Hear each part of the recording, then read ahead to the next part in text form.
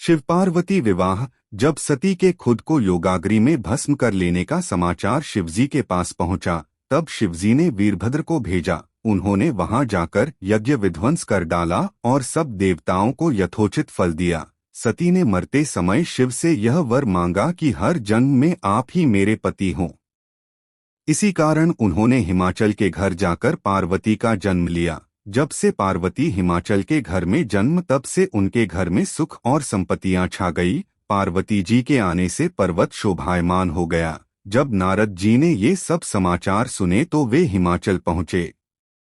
वहां पहुंचकर वे हिमाचल से मिले और हंसकर बोले, तुम्हारी कन्या गुणों की खान है। यह स्वभाव से ही सुंदर, सुशील और शांत है। यह कन्या सुलक्षणों से संपन्न है। यह अपने पति को प्यारी होगी। अब इसमें जो दो चार अवगुण है वे भी सुन लो। गुणहीन, मानहीन, माता पिता विहीन, उदासीन, लापरवाह। इसका पति नंगा, योगी, जटाधारी और सांपों को गले में धारण करने वाला होगा।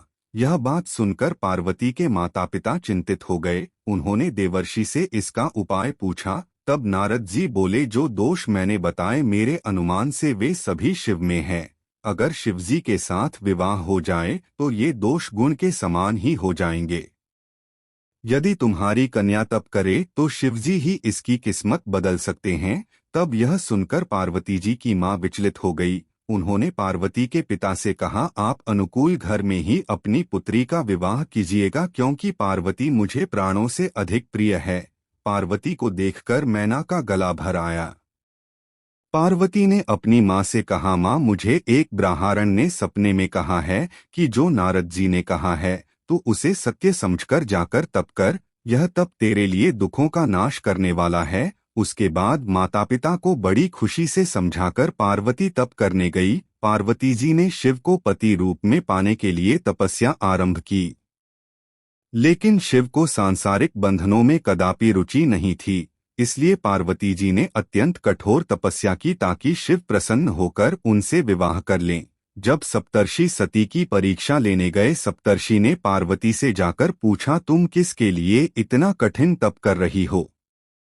तब पार्वती ने सकुचाते हुए कहा, आप लोग मेरी मूर्खता को सुनकर हंसेंगे। मैं शिव को अपना पति बनाना चाहती हूँ। पार्वती की बात सुनकर सभी ऋषि हंसने लगे और बोले कि तुमने उस नारद का उपदेश सुनकर शिव को अपना पति माना है, जो सब कुछ चौपट कर देता है। उनकी बातों पर विश्वास करके तुम ऐसा पति चाहती हो जो स्वभाव से ही उदासीन, गुणहीन, निर्लज्ज, बुरे वेश वाला, बिना घर बार वाला, नंगा और शरीर पर नागों को धारण करने वाला है।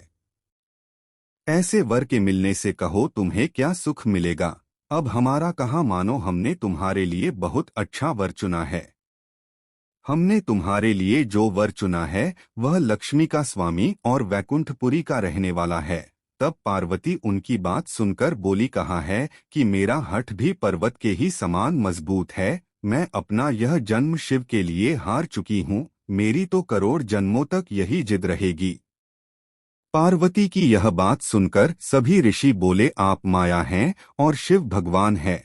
आप दोनों समस्त जगत के माता पिता है। यह कहकर सप्तर्षि पार्वती को प्रणाम करके वहां से चले गए। पार्वती जी की दृढ़ निष्ठा ने जीत लिया शिवजी का मन। वर्षों तपस्या करने के बाद एक दिन पार्वती जी के पास एक ब्रह्मचारी आया। वह ब्रह्मचारी तपस्विनी पार्वती का अर्घ्य स्वीकार करने से पूर्व बोल उठा, तुम्हारे जैसी सुकुमारी क्या तपस्या के योग्य है? मैंने दीर्घकाल तक तप किया है। चाहो तो मेरा आधा या पूरा तप ले लो, किंतु तुम इतनी कठिन तपस्या मत करो। तुम चाहो तो त्रिभुवन के स्वामी भगवान विष्णु भी किंतु पार्वती ने ऐसा उपेक्षा का भाव दिखाया कि ब्रह्मचारी 2 क्षण को रुक गया। फिर बोला, योग्य वर में 3 गुण देखे जाते हैं, सौंदर्य, कुलीनता और संपत्ति। इन तीनों में से शिव के पास एक भी नहीं है। नीलकंठ, त्रिलोचन, जटाधारी, विभूति पोते, सांप लपेटे शिव में तुम्हें कहीं सौंदर्य दिखता है? उनकी संपत्ति का तो कहना ही क्या। नग्न रहते हैं, बहुत हुआ तो चर्म चमड़ा लपेट लिया। कोई नहीं जानता कि उनकी उत्पत्ति कैसे हुई। ब्रह्मचारी पता नहीं क्या क्या कहता रहा, किंतु अपने आराध्य की निंदा पार्वती को अच्छी नहीं लगी। अत वे अन्यत्र जाने को उठ खड़ी हुईं। तब शिव उनकी निष्ठा देख ब्रह्मचारी रूप त्याग प्रकट हुए और उनसे विवाह किया। जहाँ दृढ़ लगन, कष्ट सहने का साहस और अटूट आत्मविश्वास हो, वहाँ लक्ष्य की प्राप्ति अवश्य होती है।